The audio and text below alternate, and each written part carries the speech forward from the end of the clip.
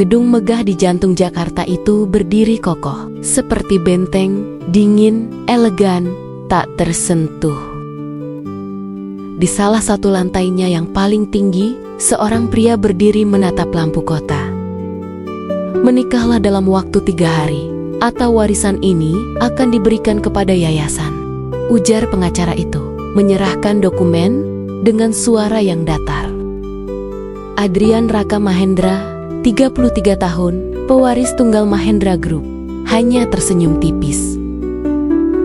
3 hari bukan waktu yang cukup untuk mencintai siapapun, tapi cukup untuk berpura-pura. Dan bagi pria yang tahu umurnya, tinggal hitungan minggu. Seminggu adalah seumur hidup. Adrian bukan pria biasa. Ia tumbuh di bawah bayang-bayang ayah yang kejam dan ibu yang terlalu cepat menyerah pada dunia. Ketika ia akhirnya mengambil alih perusahaan, Mahendra Group sudah menjadi raksasa yang tak punya hati, menggilas, menghisap, menumbangkan. Tapi Adrian bukan seperti ayahnya. Ia pernah mencoba memperbaiki kerusakan itu, tapi kanker di pankreasnya datang lebih cepat daripada harapan. Dokter memberinya waktu 2 bulan. 1 sudah lewat. Ia tidak takut mati, tapi ia takut pergi tanpa tahu rasanya dicintai atau mencintai. Alia Rahma, 25 tahun, bekerja di sebuah toko bunga kecil di kawasan Kemang. Hidupnya sederhana, tinggal di rumah kontrakan bersama bibinya, mengayuh sepeda tua setiap pagi, dan membawa bekal sendiri, karena gajinya hanya cukup untuk bertahan. Tak ada yang tahu bahwa dulunya ia adalah bagian dari keluarga Rahmawati Group, perusahaan properti lokal yang bangkrut karena digilas oleh Mahendra Group 5 tahun lalu. Ayahnya bunuh diri, ibunya stroke, dan kini lumpuh. Sejak saat itu, Alia mengganti nama belakangnya, menjauh dari dunia bisnis, dan hidup dalam diam. Sampai suatu malam, seorang pria dalam jas hitam datang ke toko bunganya, menawarkan pernikahan untuk seminggu.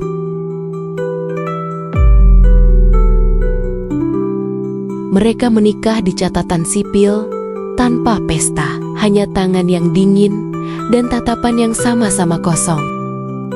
"Aku tidak butuh cinta, hanya kehadiran," ujar Adrian. "Dan aku butuh uang," jawab Alia, jujur. Ia dibayar dengan jumlah yang cukup untuk membayar utang keluarganya, pengobatan ibunya, dan memulai usaha kecil. Kontrak mereka hanya 7 hari. Setelah itu, masing-masing akan kembali ke dunia yang berbeda. Tapi dunia tidak pernah sepolos kontrak.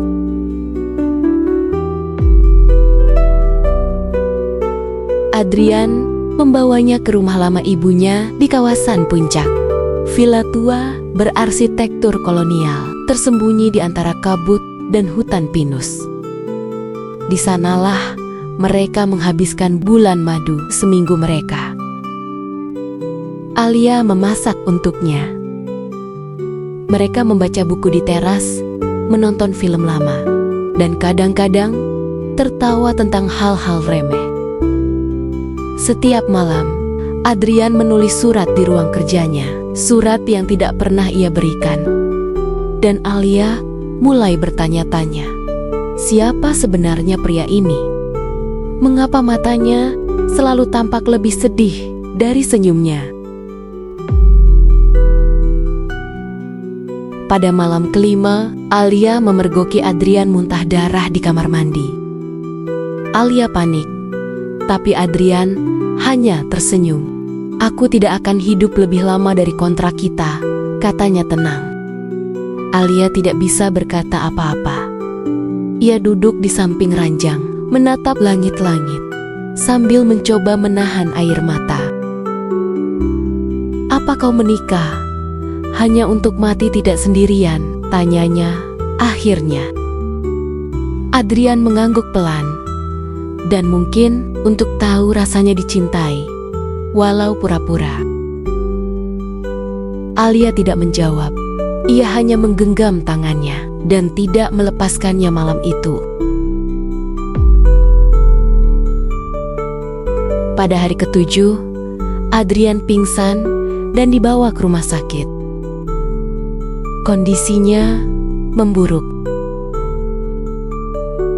Alia mengurus semua keperluan, termasuk menjawab panggilan dari pengacara Adrian.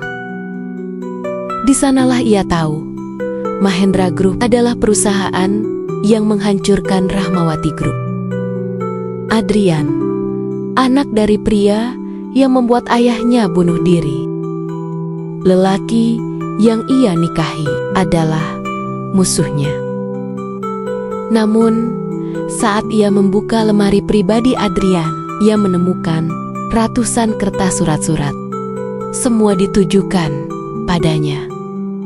Dalam satu surat, tertanggal kemarin, Adrian menulis, "Alia, kalau aku sempat memilih waktu dan tempat untuk bertemu cinta, aku akan tetap memilih hari aku menemuimu di toko bunga itu."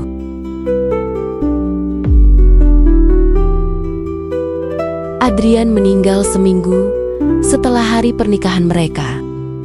Tidak ada upacara besar, tidak ada warisan yang diperdebatkan.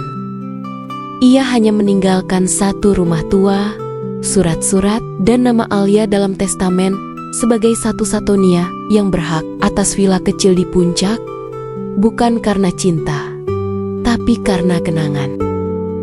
Alia kembali ke villa itu. Ia menanam mawar putih di halaman, bunga kesukaan Adrian. Ia tidak pernah membalas dendam karena cinta, meski sesingkat 7 malam, kadang lebih abadi dari luka bertahun-tahun. Beberapa tahun kemudian, rumah itu berubah menjadi penginapan kecil bernama Satu Malam. Para tamu yang datang hanya boleh tinggal semalam. Di tiap kamar, mereka menemukan satu surat pendek berisi pesan dari Adrian. Kadang, satu malam cukup untuk menyembuhkan, kadang cukup untuk jatuh cinta. Dan bagi Alia, malam itu tidak pernah berakhir.